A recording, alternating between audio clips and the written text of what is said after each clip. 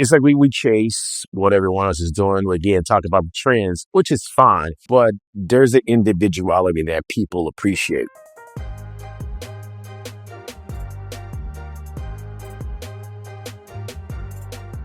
So, Chef, you have reached incredible heights with your social media. I think you're probably like 350, 400,000 followers on Instagram, something like that. I wish. No, it's up there. No, it's 265. Okay, 260. I We mean, get to it. off by a mere 100, but I mean, that is incredible. And I'd love you to tell us a little bit about what you think the most important things that people can do that are in the industry on social media to help build their profiles. I think the first beginning of that is authenticity. You know, it's like we chase what everyone else is doing. We again talk about trends, which is fine, but there's an individuality that people appreciate. So I'll give you a few more examples. I love fun things. I love posting about my food, but I also like funny things. At one point, like in my stories, I was always talking about um I can't think of the character right now, but it'll come to mind. And it's like one of my favorite things to read. I love funny memes, but I also love serious memes. But the reason why I do the two is it's just my personality. I can be very stout and very, in front of you, but I have a very fun, loving personality too. So then people, when they meet me, they then see or they say and they understand what that looks like.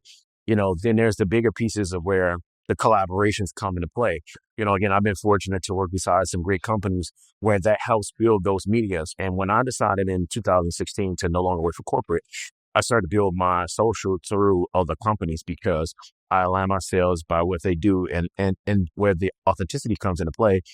I always align my sales with companies that I believe in. Mm-hmm. So if people ask me about them, I'm not just someone that says, oh, well, he's on those commercials or he's doing that socially. If you come in a restaurant, you're going to see those same companies. I work with master smokers. I have them in my house. I have them in the restaurants. That's something I believe in. I believe in what they do. We talk about Niner Ranch and the sustainability. I go to the farms every year. I have them on my menu. We talk about certified Angus beef. I work with them quite a bit. I have them on menu and I can speak freely on what they look like. So it's the authenticity behind that. And then I work with the grocery stores. So anything that I attach myself to, people can go backwards and go forward and say, not only the chef advocating for him, but he aligns himself with them. And I think that's the big disparity when it comes to social. You see so many people that are doing so many different things and they're waiting on that, what they call the algorithm catch. And like to talk about that real quickly. I'm not a TikTok person. And here I am, very fortunate to open this business. I posted a video on TikTok. It's just me sitting like we're having a conversation. It went viral. How it went viral, I have no idea. But I asked every 25-year-old, this is what you guys do?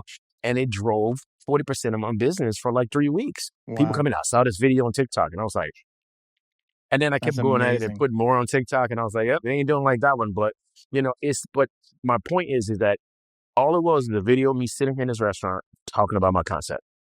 And that is what drove people in here, which I'm very appreciative of that because that's what I want. But it goes back to just being authentically who you are. Yep.